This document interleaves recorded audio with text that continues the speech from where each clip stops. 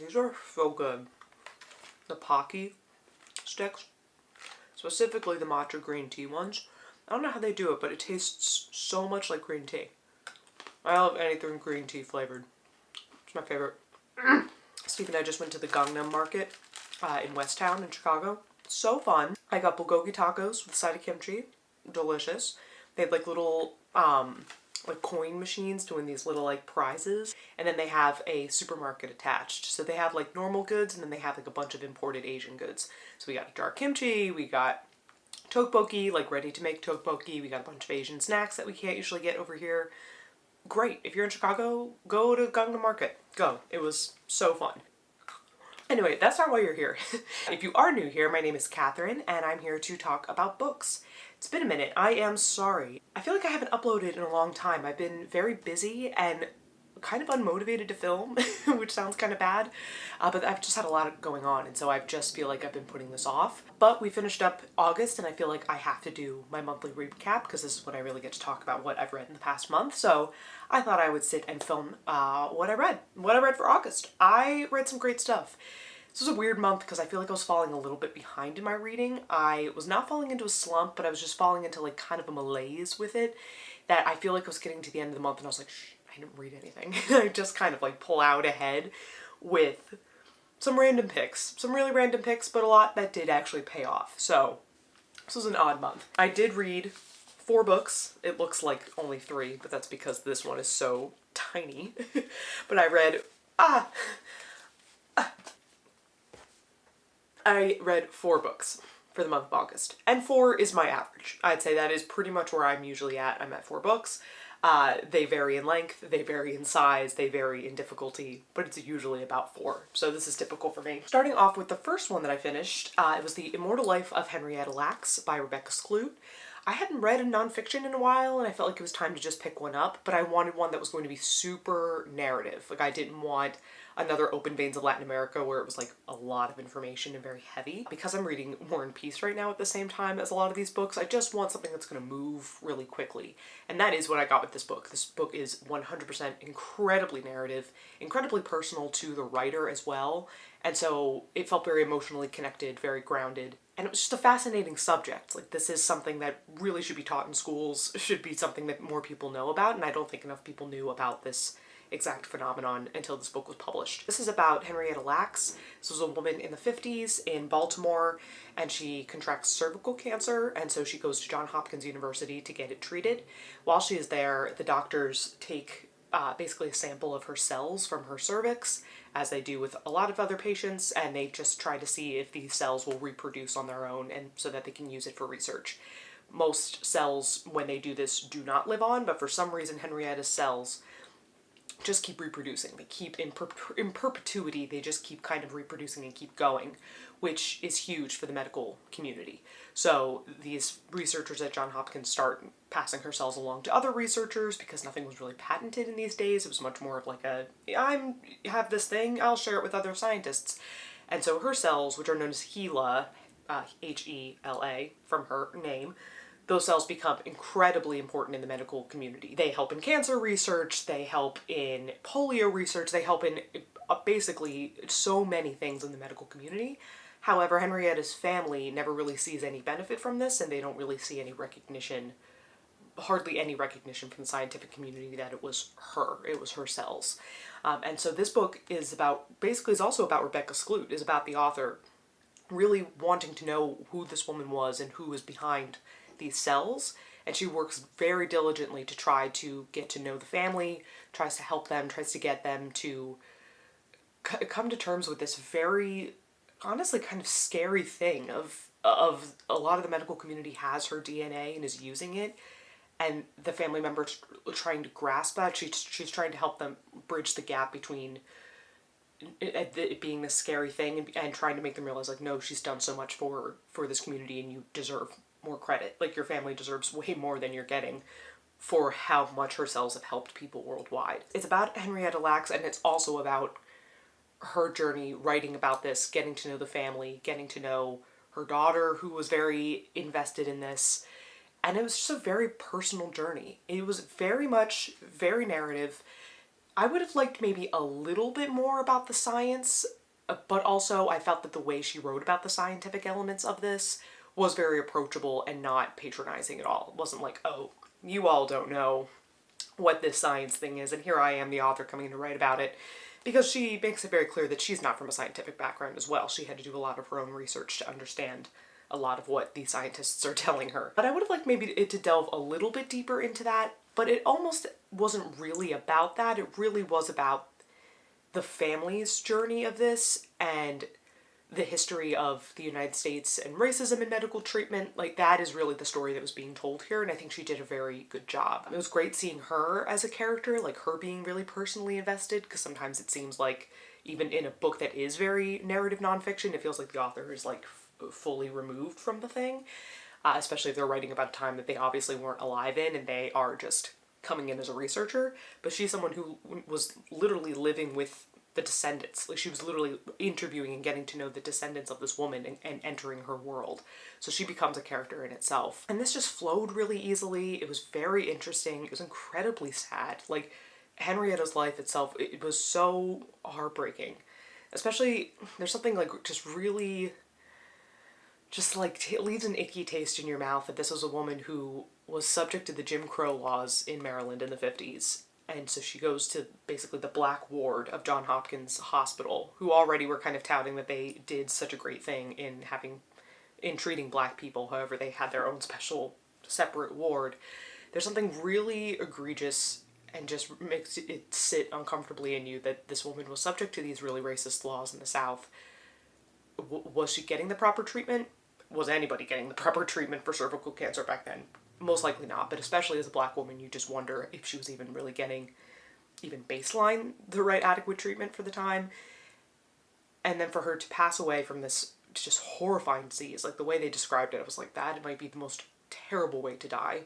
Just for her cells to become so huge in the medical community and help so many people, yet it was one of the most subjugated people and one of the most vulnerable members of our society at that time. And there's just like a really gross irony to that this book, I think, does a really good job at showing, and shows how this woman in that system, how her other generations and how her children and her grandchildren are still seeing the ramifications of that racism and still seeing that in the light of, wow, her cells did so much. Like, it's something really incredible that she does in this book to show that. So overall, I thought this was great. If you are looking for something very, very narrative, super, super narrative, very light on the science, but still like factual and everything is backed up, I thought this was great because it's about the medical community and it's medical adjacent. It did remind me of And the Band Played On by Randy Shilts, which is a great book about the very beginning years of the AIDS epidemic.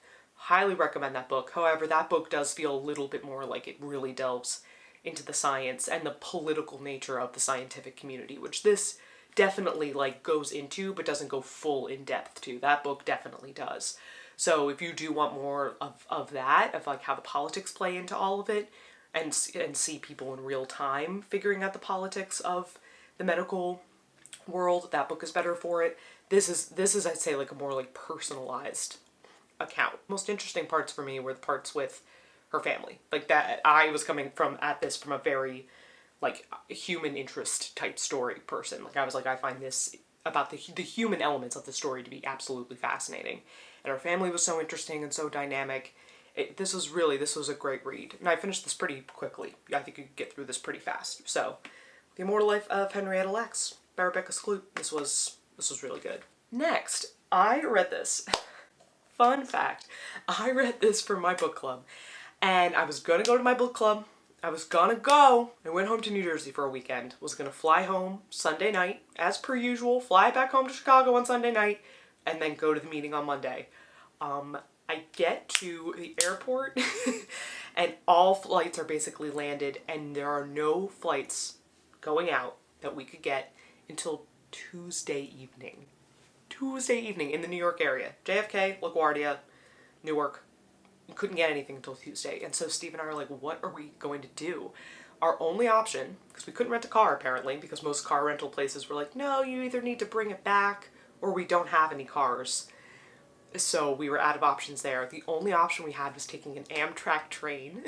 It left Monday morning and it didn't get in until Tuesday morning. So I was basically on 2 separate Amtrak trains for 24 hours, which meant I could finish my book, great, but I couldn't go to the meeting. I literally could not go to the meeting that this book was for.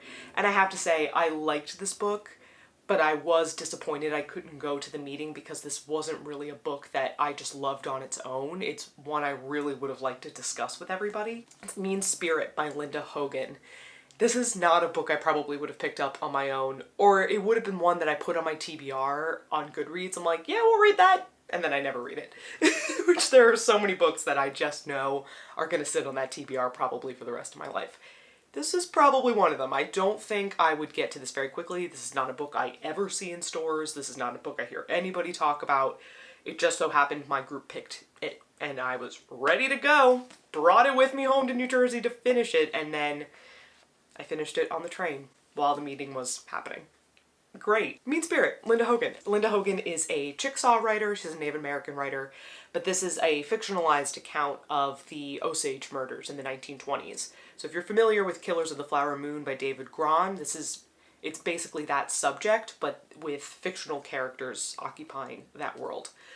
And this was good, not great. There were parts of this book I really loved. There was some beautiful imagery and beautiful symbolism in this book.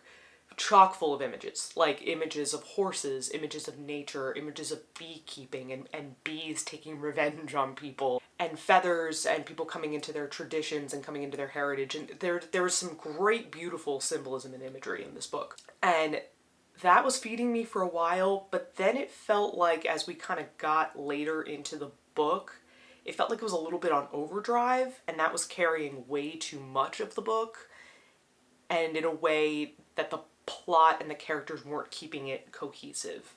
So there was a lot of, I'm like, ooh, symbol, imagery, but none of it felt like it had a really good streamline or through line. So it felt a little bit like, okay, we're over here with this character discussing this thing. Okay, now we're over here, sometimes within the same chapter, just jumping from paragraph to paragraph. Like, it felt a bit kaleidoscopic, but not cohesive.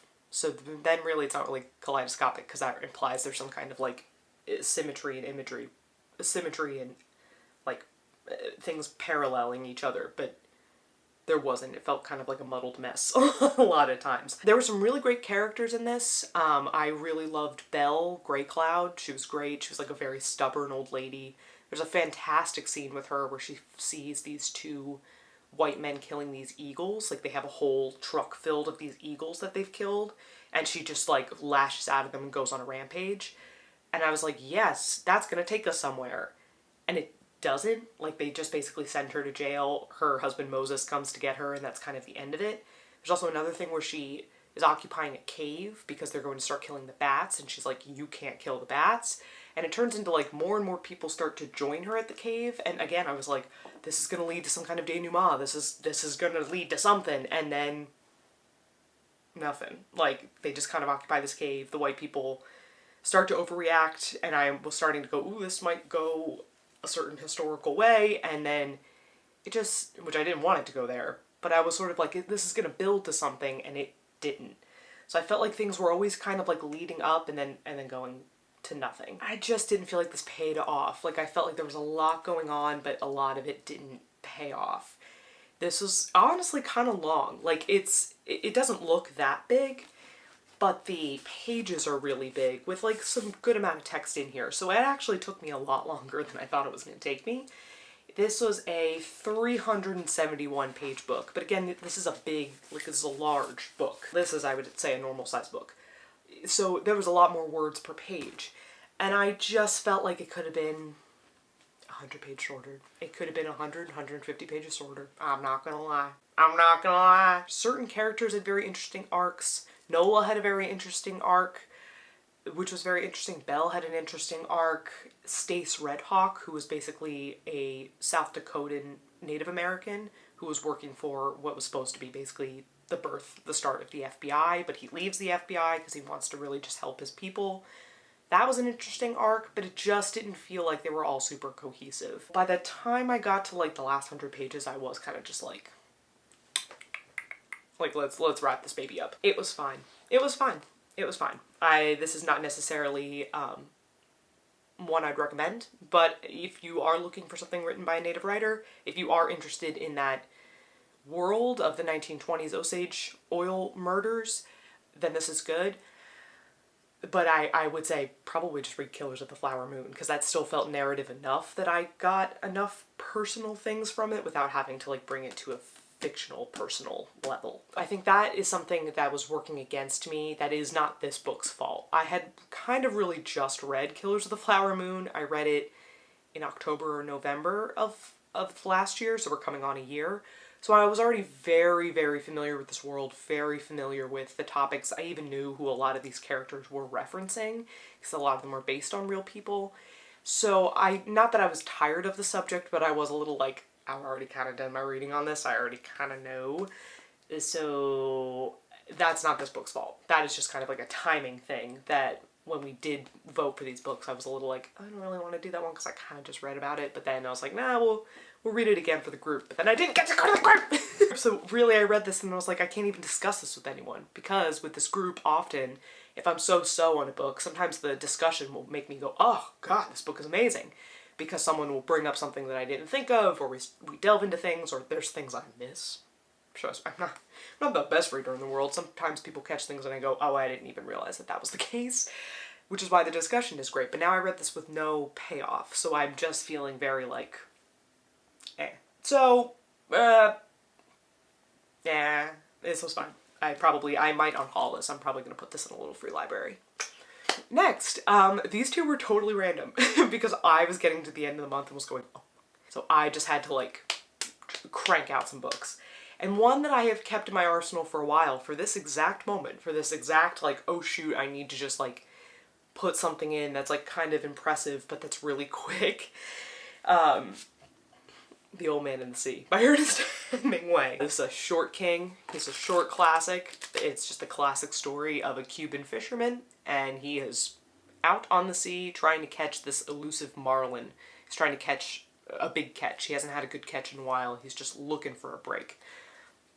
Classic story. Ernest Hemingway. I have talked about Hemingway a good deal on this channel because I have read Sun Also Rises in high school, hated it, which I may need to reread that. Movable Feast, which I quite liked, and I loved Farewell to Arms. Each book is just successively? Each book that I've read of his, basically, has brought me closer to Hemingway. I'm like, oh, I get it. And this book is basically the one that won him the Nobel. Like, it's specifically cited in the speech when he gets the Nobel that, like, this was kind of the one that made them decide. And I get it. This feels very much like a fable. It feels like a fairy tale. It feels very, like, simplistic, but with a lot underneath it. Although when Hemingway was asked, like, no, really, what is this book about? He was like, it's literally just about fishermen. Which you're like, okay, yes, but there is a lot, obviously, underneath that made the Nobel community go, that man cooked, ate, left no crumbs. And, like, I get it. I quite liked it. In the beginning, I wasn't liking it because it read to me a little bit like The Alchemist by Paulo Coelho. I hope I'm pronouncing his last name right. And I did not like The Alchemist. Blasphemous, I know. I think I came to The Alchemist when I was a little too old. If I read it when I was younger, I think it would have had a bigger impact on me.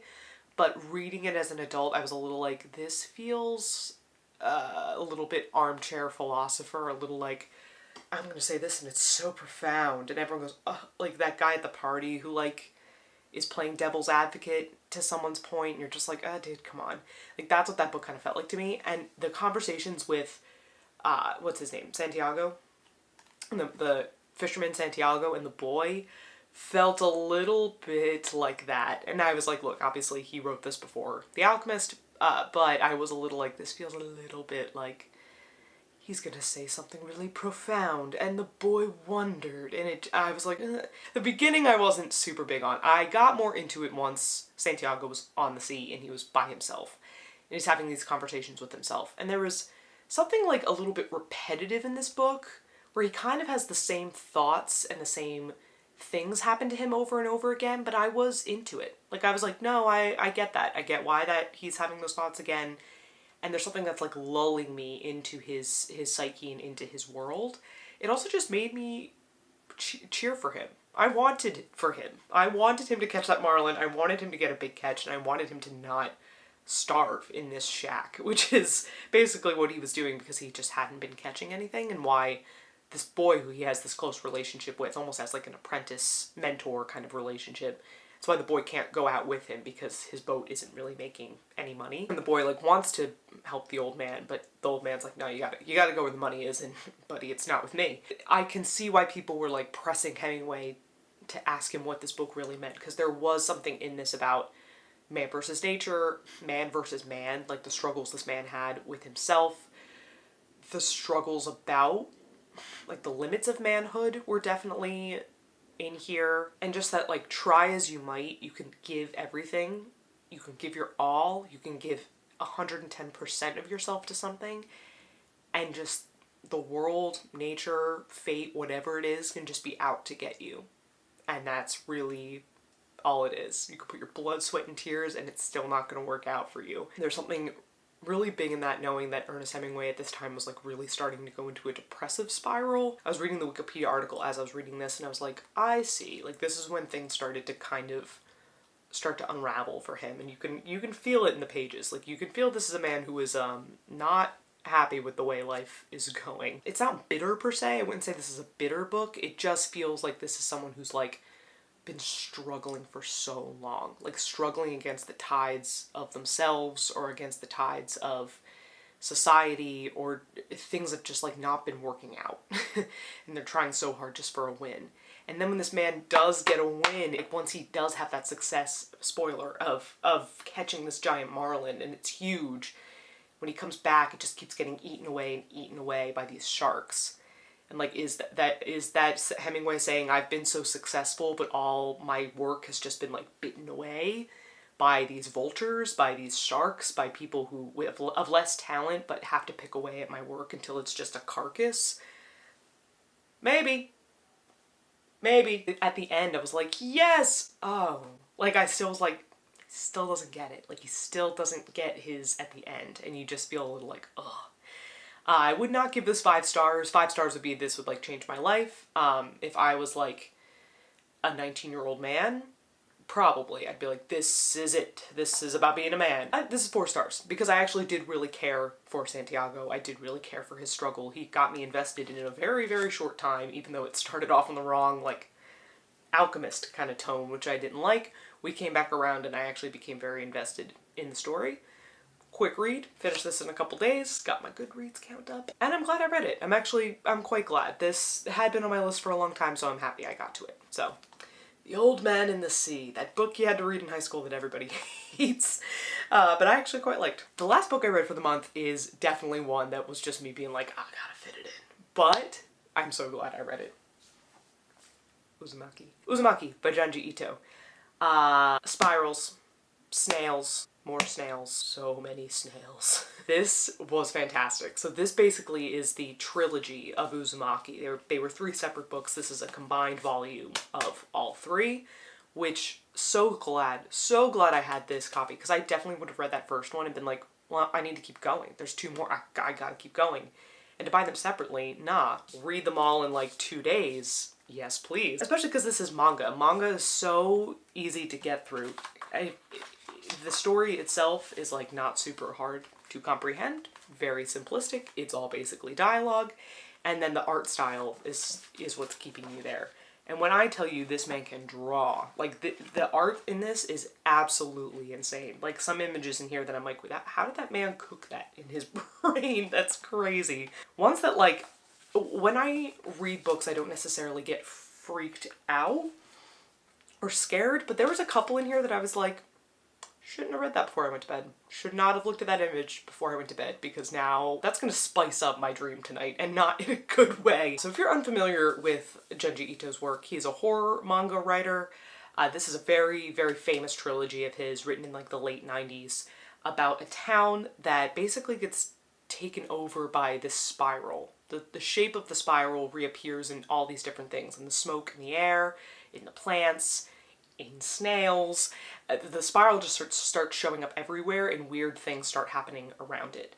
And it's about this one girl and her family and her boyfriend who are like trying to navigate the changes in their town. It was great. This was great. Like, am I like, this is literature? And no, it's manga, but it's so fun. But the first manga I ever read last year was Rooster Fighter, which was just pure fun. I was like in the depths and the woes of Les Mis, and I was like, I need something that's just gonna like be a distraction, and Rooster Fighter was that. And now I'm a manga girly. Now I'm starting to read more manga. And this was definitely worth it. Like, this was worth it. It looks huge, but it moves so fast. The spiral shape, I'm like, yeah, okay, like, sure. But, like, all the ways that he incorporates that, and, like, the shape of the spiral. There's a whole story about, like, the spiral, the cochlear that's in your ear. Again, the shape of the snail. I'm just going to keep talking about snails because I can't stop thinking about them now because of this book. Like, the way that he incorporates them, and each story is very episodic and showing just how the decay of this town just goes more and more and more until the climax. I was just like, whoa, whoa, whoa. It's really brilliant. It really is brilliant. It has like a very specific, there's some body horror, but there's like a very specific dread in these stories because you just know it's gonna get worse. Like, it starts off that it's a pretty normal town, they're on the seaside, it's very quiet, not that many people. But you just, like, as each story goes, you know it's just gonna descend into, like, into hell. And just the way he does that is so fascinating. And just with the through line characters, they're great. The boyfriend kind of sucks, I will say. He's kind of, I mean, he does lose 2 of his parents, spoiler, to the spirals, so I guess he has some trauma. But the whole time he's kind of like, how can you not see what's going on? And she's just like, I don't know, because what you're saying is crazy. And he's like, it's the everybody's obsessed with the spirals. And she's like, okay. But then, of course, he is right. Like, they do descend into the spiral. But he kind of sucks. I'm like, dude, what's his name again? Shuichi. I'm like, Shuichi, calm down. Calm down. You'll be fine. You won't be fine. So good. So fun. So good. If you're just looking to, like, get into manga, if you're squeamish or don't like horror, I maybe would not suggest this, because again, there are some scary images in this book. One in particular that isn't, it's like before it gets to the horror, is when someone gets run over by a car, and it is just, the drawing of that is just absolutely terrifying. Oh, yeah, I know. So even just like the real life things that he draws in this are scary. Read with caution, read with the lights on, maybe don't read before bed, and like, it'll just get under your skin. And not in a way that I'm frightened, just like in a like, ugh, kind of like gross way. I will definitely read more Junji Ito. I'll be looking for more of his collections. I know he does like more like short story manga horror collections, so I'll definitely be on the look for those and read those, because I really liked how he told stories, and then the art style was just unbelievable. So, spiral. Okay, so those are the books I read for August. Pretty good roundup, considering I was really far behind. I got 4 books, one of which being mostly comics, and then one being a very short little flimsy fable. But deep nonetheless, gleaned a lot from it, and again, that's all that really matters, right? Anyway, to tell you what I am currently reading, I literally just finished, before filming, Normal People by Sally Rooney. Technically we're in September right now, so I will talk more about this in my September reads. But needless to say, I'm on the Sally Rooney train now. I quite like her. I liked what she was doing here. You'll hear more later. Subscribe. And you'll know how I feel about Normal People. I am still on my War and Peace train. We are on the War and Peace train. Chugga chugga choo choo. Hop on. All of the men on this book can hop off. All of the men in this book can hop off. Except for Pierre for now. Pierre's fine. Pierre's fine. For now. But, Anatole, Nikolai Bolkonsky, Andrei Bolkonsky, Boris. They can all get, even Nikolai Rostov I'm getting tired of. I'm getting tired of most of the men in this book. Terrible. Just terrible. Natasha's making some decisions. Natasha, I'm basically in, where are we? Book 3, part 1, chapter 4 is where I am. Yeah, Natasha's making some decisions in love that I really am questioning. I'm really going, honey, let's slow the brakes. We're going back into the war at this point. Napoleon was just like, you know what, I'm gonna invade Russia. And the emperor's like, actually, don't do that. So that's where we're at right now. We're going back into the war. It's the year 1812. But I'm loving this. I am loving this. This is one of those books where I'm like, I'll read other things and then I'm like, oh, I should dedicate some time to War and Peace. And then I read 80 pages and I don't even realize I've read 80 pages. I'm planning to read more of this tonight. I just love this.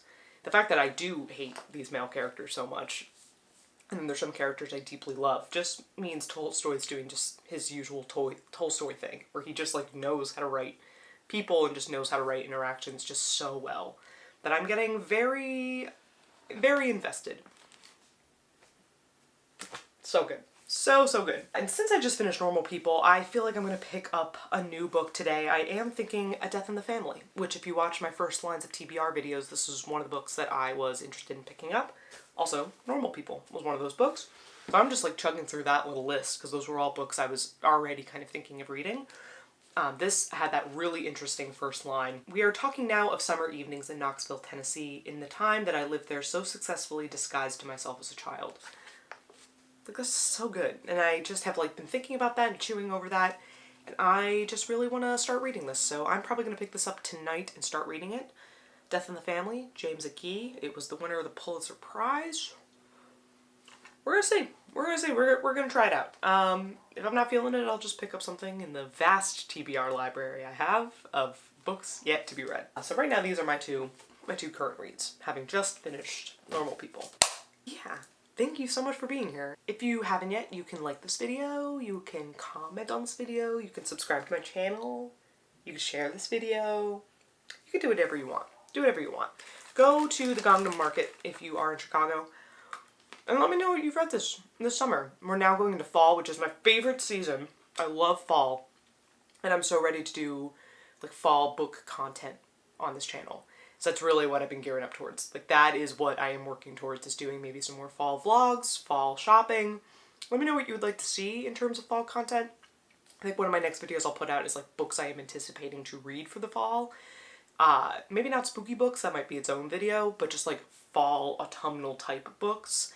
That's definitely a video I'm going to put up soon because it's just my favorite season. It's so cozy and it's so cold, and Chicago in the fall is just the best, and I'm so yeah. But let me know what you did read this summer. Let me know what you're planning on reading. Did you read any of these books? Do you recommend me any books? Put them below. I will see you in the next one.